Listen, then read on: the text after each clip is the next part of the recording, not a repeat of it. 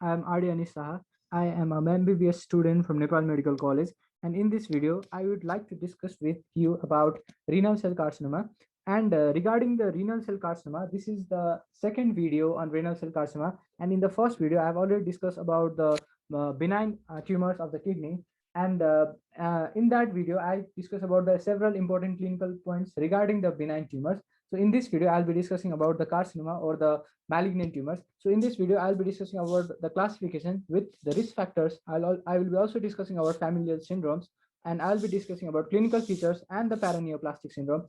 And because of these clinical features and paraneoplastic syndrome, renal cell carcinoma has been given several other names like hypernephroma, so hypernephroma, along with other name like internist tumor, and also it is called as Graves tumor, Graves tumor. Right? And it is also known as radiologist tumor. I'll be discussing why it is called so in the subsequent part of the lectures. So in this, after completing this video, I'll be making next video, and the next video will be about individual carcinoma regarding the diagnostic point on pathology. So I'll be discussing diagnosis of the individual carcinoma along with the pathological point of view. So I'll be discussing on the morphology and the microscopic feature as well.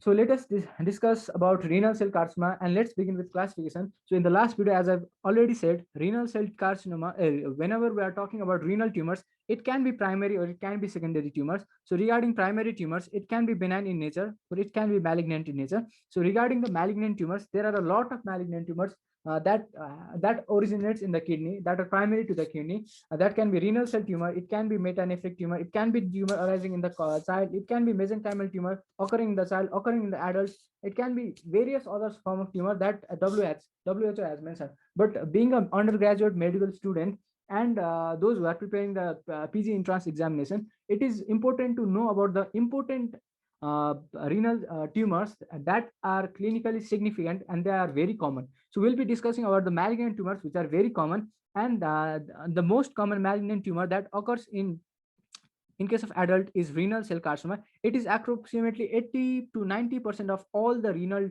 carcinomas that we'll be discussing. And along with renal cell carcinoma, we'll be discussing several variants of renal cell carcinoma.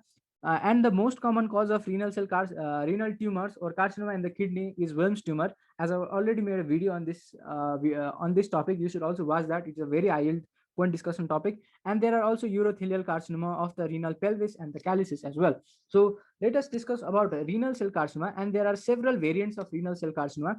The most common variant of renal cell carcinoma is clear cell variant. So clear cell type or clear cell variant. We'll be also discussing about the papillary subtype of renal cell carcinoma. We will be also discussing on the medullary variant of renal cell carcinoma. Along with that, we'll be discussing about the chromophobe variant of renal cell carcinoma. We will be also discussing on the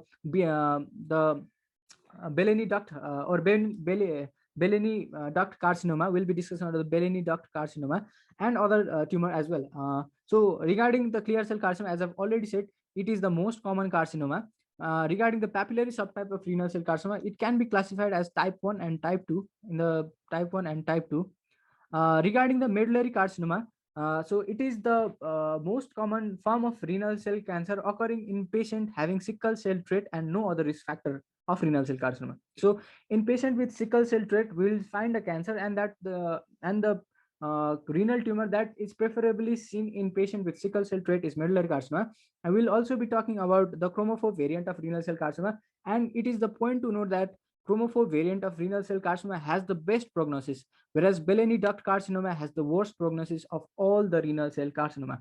So let us begin our discussion with renal cell carcinoma. And the renal cell carcinoma is it presents 80 to 85% of all the primary malignant tumors of the kidney, and it mostly occurs in the elderly and especially in the age group of 6 to 7 decade of life. And males are more commonly affected as compared to female, the ratio being 2:1. So let us discuss first about the risk factor regarding the renal cell carcinoma. Regarding the risk factor, the most common risk factor in renal cell carcinoma is the tobacco exposure. So it is about tobacco exposure, and this tobacco exposure can be occurring due to smoke or due to smoking, or it can be chewing. So whenever there is a tobacco exposure, this tobacco has a lot of carcinogens in it, and as all these carcinogens will get filtered through the kidney, and hence it will reach the kidney, it will manifest with renal cell carcinoma. and it is the most common risk factor regarding the renal cell carcinoma. The next important renal cell carcinoma risk factor regarding renal cell carcinoma is about renal cell carcinoma can also be seen in patients who are hypertensive, patients who are obese, and patients who have increased level of estrogen in their blood. That is known as hyperestrogenemia, and it is also associated with certain occupational hazards. And what are those occupational hazards? Is cadmium. So cadmium exposure. Along with that, there can be exposure to asbestos. So asbestos exposure as well. And along with that, as I've already discussed, sickle cell trait. Sickle cell trait, the patient will be developing medullary variant of renal cell carcinoma, and it can also be seen in patient having end-stage renal disease. So in patient with end-stage renal disease, they usually undergo dialysis, and during the process of dialysis for a chronic period of time, it will result into formation of cyst and multiple cysts, and the covering of the cyst usually undergo dysplastic changes and eventually will convert into malignancy. And the malignancy that happens in this form of risk factor is papillary variant of renal cell carcinoma. So it is the papillary variant of renal cell carcinoma that is usually associated with dialysis. So it is also important fact. So risk factor is smokers, and it's the most common risk factor. Along with that, hypertensive and obese patient with increased level of estrogen in their blood. Along with that, occupational exposure with cadmium and asbestos, and risk is increased 30-fold in individuals who develop acquired polycystic disease, who undergo long-time dialysis, and they will also manifest with renal cell carcinoma. So these are the environmental factors that I have discussed. So now let us talk about the genetic factors about renal cell carcinoma and these genes which I'll be discussing on renal cell carcinoma. There are several genes implicated like VHL gene. We'll be discussing about other gene like MET gene. We'll also be discussing about the several mutation on aneuploidy and other variant or succinate dehydrogenase gene. So various genes are implicated in renal cell carcinoma, and the pattern of inheritance or the defect in this gene can be sporadic or can be familial. So I'll be discussing in this video regarding several familial syndromes where you can appreciate renal cell carcinoma as well. So let us discuss a bit about difference between sporadic and the familial variants of renal cell carcinoma. So in the sporadic variant of renal cell carcinoma, it usually occurs in elderly, whereas familial variants occur in younger age as compared to sporadic variants. Along with that, whenever we are talking about sporadic variants, the kidney is involved, is unilateral and unifocal involvement of the kidney happens, whereas in case of familial variants there is multifocal involvement and it is bilateral as well. So the tumor happens in earlier age, and the site of the occurrence of in the kidney will be multifocal and bilateral in case of familial variants of renal cell carcinoma. So now let us discuss about several familial variants regarding the renal cell carcinoma. So and before this, let us classify renal cell carcinoma. As I've already said, it can be clear cell carcinoma, it can be papillary carcinoma, or it can be chromophobe renal cell carcinoma as well. So let us discuss about various familial syndromes, and one of the syndrome is known as VHL syndrome. And let us discuss about VHL syndrome. So the gene that is defected here is VHL gene. So let us talk about VHL gene in a bit. So VHL gene is a tumor suppressor gene. So it is a tumor suppressor gene. So let us consider about a hypothetical scenario. So whenever there is an hypoxia to the cell, or whenever there is decreased oxygen supply to the cell will undergo certain changes, and hence in the cell there will be activation of certain genes, and these genes will lead to production of factor. This is known as hypoxia inducible factor, HIF, and this hypoxia inducible factor will lead to production of several growth factors like vascular endothelial growth factor and insulin-like growth factor. Vascular endothelial growth factor and insulin-like growth factor lead to proliferation of the blood vessels and lead to proliferation of the cells, and this will help the cell to cope up with the hypoxia. Yeah? So the initial triggering event is being coped up, and if there is existence of hypoxia indivisible factor for a longer period of time, it will result into increased production of growth factor and existence of this growth factor for a long period of time, and that will manifest with increased formation of the new blood vessels, with increased formation of new cells, and that may manifest with tumors. So in day-to-day scenario, for this not to happen, and there is a tumor suppressor gene, and that is known as VHL gene. This VHL gene will destroy the hypoxia inducible factor and prevent the formation of tumor, hence called as tumor suppressor gene. So whenever there is a mutation in VHL gene, so whenever we will be discussing about mutation of VHL gene, it should be a loss of function mutation in this tumor suppressor gene, so that there will be loss of destruction of hypoxia inducible factor, hence the increased number of hypoxia inducible factors. So hypoxia inducible factor will be increased. This will result into increased growth, increased blood vessel proliferation, and hence the formation of tumor as well. So I hope you have understood the VHL gene, the mechanism of action of VHL gene and the pattern of inheritance as well. So whenever we are talking about VHL syndrome, there is a defect in VHL gene. So where is the VHL gene? So VHL. So the 1, 2, 3. So it is located in chromosome number 3p, short arm of chromosome number 3. And whenever it is associated with mutations in or the loss of function mutation in VHL gene, and whenever there is loss of function of mutation in various VHL gene, it will manifest with multiple features, and hence the name known as VHL syndrome. So what can we expect? So there will be increased proliferation of the blood vessels. Hence, it will result into cerebellar hemangioblastoma. So as there will be increased proliferation of the blood vessel, it will result into cerebellar hemangioblastoma, a benign tumor of the blood vessels of the cerebellum, along with retinal. So blood vessels of the retina will also start proliferating, hence resulting into the blood vessel tumor in the retina as well. Along with that, as I've discussed, there will be increased proliferation of the cell, and the cell proliferation of the cell will result into pheochromocytoma. So pheochromocytoma, and along with that, it will manifest with renal cell carcinoma. And the tumor, the variant of renal cell carcinoma that you associate with VHL gene syndrome, is clear cell variant. So clear cell variant of renal cell carcinoma develops in patients having VHL gene mutation with all these features, and hence this is known as VHL syndrome. So as I've already discussed, VHL syndrome, there should be mutation in VHL gene, and it should be a loss of function mutation, and it can be a inherited form, or it can be sporadic as well. So whenever we are talking about inherited familial variants, the pattern of inheritance is autosomal dominant pattern. So autosomal dominant pattern, although the gene is autosomal recessive, but the pattern of inheritance is autosomal dominant, as with all the tumor suppressor genes that we have seen by the concept of Knudsen hypothesis and two with hypothesis, which is not relevant in this topic as well. So let us come back to our topic. So it can be familial variant or it can be sporadic. So as I've discussed, the familial variant, the pattern of inheritance is autosomal dominant, or the sporadic variant. And in the sporadic variant, there should be loss of function mutation in the VHL gene in the chromosome number 3. So in this, there can be a role of epigenetic.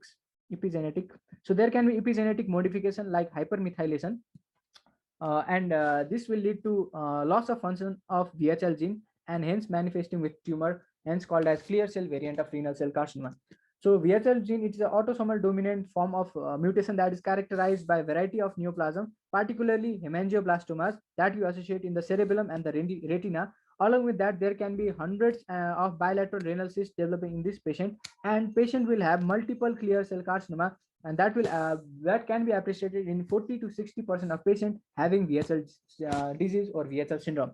So let us discuss the next familial syndrome that we associate with renal cell carcinoma, and that is our hereditary papillary carcinoma.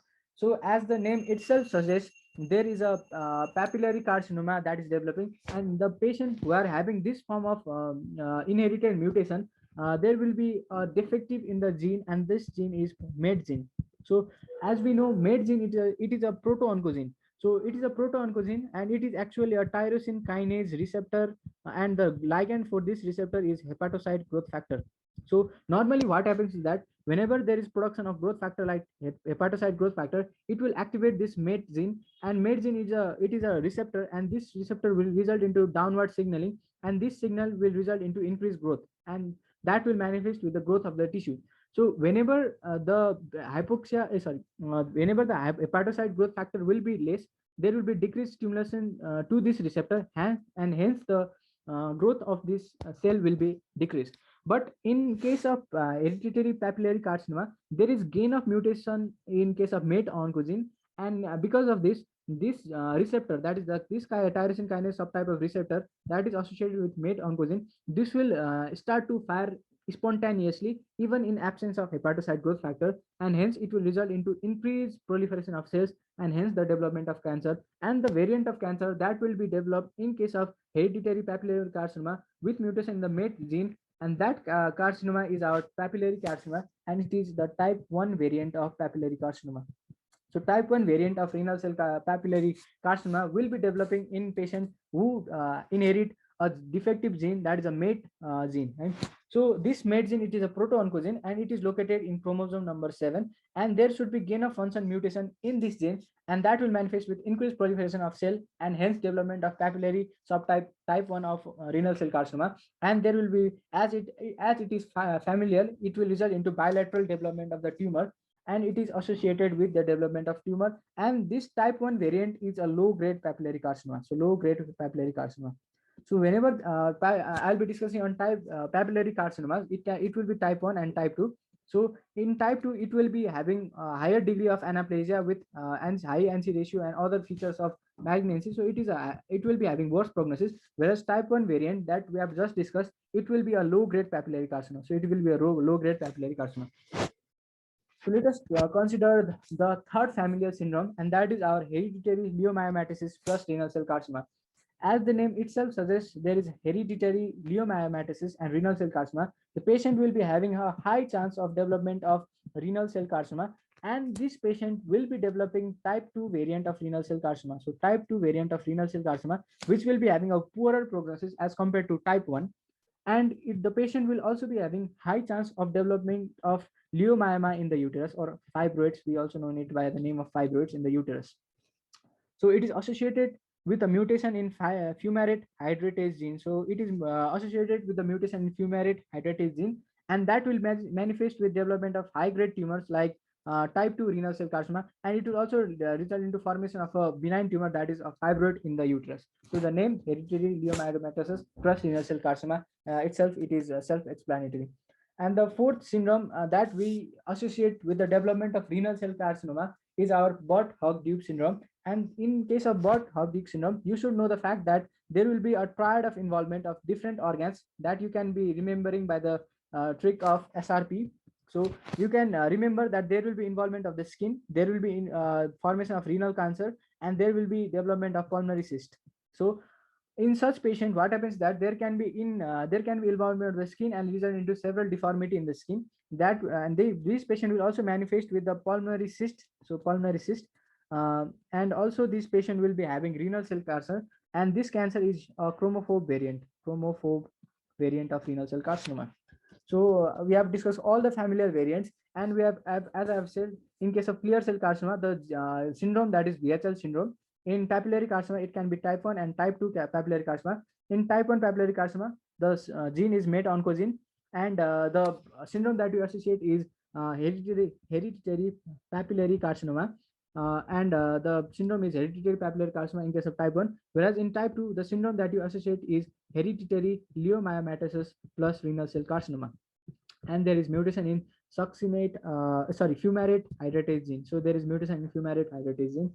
And in case of chromophobes type of renal cell carcinoma, the syndrome that you associate is Bott-Hogg-Dube syndrome. So Bott-Hogg-Dube syndrome, that you will be associating with chromophobe variant of renal cell carcinoma.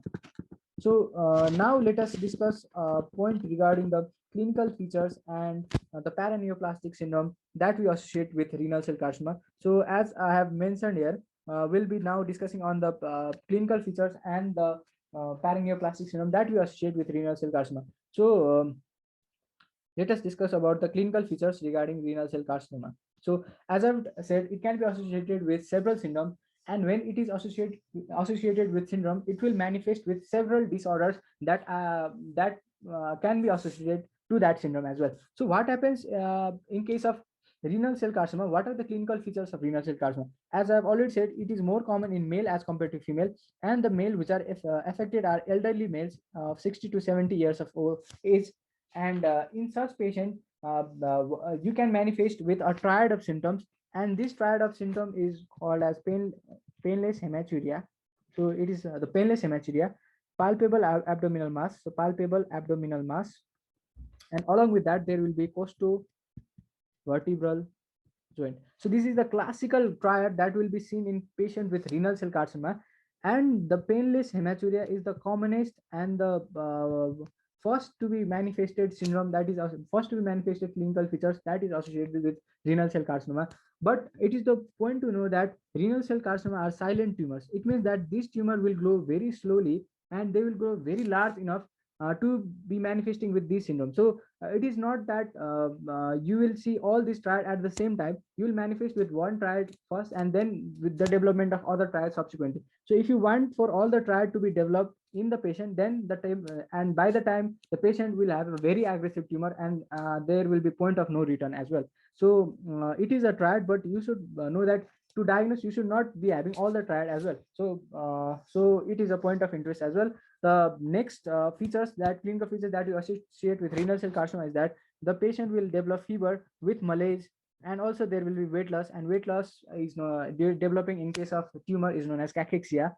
Along with that, there will be elaboration of certain hormones, and due to elaboration of these hormones, and this will manifest with paraneoplastic syndrome. So paraneoplastic syndrome. So as there will be development of several clinical features with paraneoplastic syndrome, hence it is the greatest mimic in case of internal medicine. Hence it is also known as internist tumor. It is also known as internist tumor. And this tumor is also known as Graves tumor. As I've already said, it is also known as hypernephroma, and it is also known as radiologist tumor as well. Let us discuss about the what are the different paraneoplastic syndrome that you associate with a patient having renal cell carcinoma. So let us discuss about the various paraneoplastic syndrome. So as I've already discussed the several clinical features with the classical triad, the fever, malaise, cachexia. Now we'll be discussing on the paraneoplastic syndrome. And paraneoplastic syndrome occurs due to elaboration of certain hormones that is seen in patients with renal cell carcinoma. As the patient is having renal cell carcinoma, there will be sometimes gain of function mutation, and that may manifest with increased production of erythropoietin. And this erythropoietin will result into increased formation of the new blood cells, and that will blood cells, it is the blood cell means new RBCs, and that will manifest with polycythemia. So that will manifest with polycythemia. So the patient can have polycythemia. Along with that, there can be elaboration of renin, and increased amount of renin will manifest with hypertension. Along with that, there can be elaboration of increased activation of alpha 1 hydroxylase that can manifest with hypercalcemia. So hypercalcemia. Along with that, there can be leukemoid reaction as well. So leukemoid reaction can happen in patients with with renal cell carcinoma. Along with that, patient may also develop secondary amyloidosis. So there can be secondary amyloidosis in different tissues. And also due to elaboration of certain hormones like estrogen, this can manifest with hyperestrogenemia. And as I've already said, this tumor is common in case of elderly. So you will be seeing feminization in case of old males. So feminization that happens in old men is very suggestive of renal cell carcinoma that is developing if you exclude all the endocrine disorders as well. So there will be elaboration of increased amount of estrogen as well. And also the patient will have increased production of adrenocorticotropic hormones, and this will manifest with Cushing syndrome. This is ectopic Cushing syndrome. And also patient will be having non-metastatic hepatocyte dysfunction or hepatic dysfunction, and this syndrome is known as Stauffer syndrome. Stauffer syndrome. Right. So this is all about the syndromes of renal cell carcinoma. These are all the paraneoplastic syndrome. So let me revise it once again. So different paraneoplastic syndrome can occur due to increased elaboration of erythropoietin, and that will manifest with polycythemia. There will production of renin, and that will manifest with hypertension. Not just that, there will be increased amount of alpha 1 hydroxylase activity that will manifest with hypercalcemia. Along with that, there can be leukemoid reaction. It can result into secondary amyloidosis, and it can result into increased elaboration of estrogen that will result into feminization of elderly males. Along with that, there can be increased level of adrenocorticotropic hormone, and that will manifest with Cushing syndrome, and it can result into non-metastatic hepatocyte dysfunction that is known as Stauffer syndrome. It is known as Stauffer syndrome. Along with that, I would like to discuss one more clinical features regarding the renal cell carcinoma, and that is that renal cell carcinoma, being a carcinoma, we would expect that this carcinoma would they would metastasize via lymphatic route, but it actually does not happen. Instead, renal cell carcinoma has angioinvasive in nature, and because of this, it will invade the renal vein. So it will invade the renal vein, and that will manifest with varicocele in case of left-sided. It will manifest with left-sided varicocele. So how does that happen? So let us consider this is our left kidney, and this is our right kidney. So let's consider these are inferior vena cava, and this are abdominal aorta, and it is supplying the blood vessels. So it should be known that the left kidney will be draining into inferior vena cava, as well the right kidney will be draining into inferior vena cava. And regarding the testis or ovary in case of female, so let us consider these are testis, and the left testicular vein will be draining into left renal vein, whereas the right testicular vein will be draining in directly into the inferior vena cava. So whenever there is a tumor, so this tumor will invade the renal vein, and eventually it will be traveling through the, it will cross the, it will be reaching into the inferior vena cava, and eventually to different site, and it will metastasize. So as this blood vessel, it is draining into the renal vein. So whenever there is a tumor, there will be backflow of blood, and this will manifest with varicocele in the left testis. So there is in patient having renal cell carcinoma, if there is presence of varicocele, then it is indicative of angio invasion. So it is indicative of angio invasion as well. So you should be knowing all these clinical features as well. So in next video, I'll be discussing on the individual tumors like clear cell carcinoma. I'll be discussing about type 1 and type 2 papillary renal cell carcinoma, and along with that, we'll be discussing about the some points regarding diagnosis and metastasis, and hence we'll be concluding renal cell carcinoma. Thank you very much for your patient listening.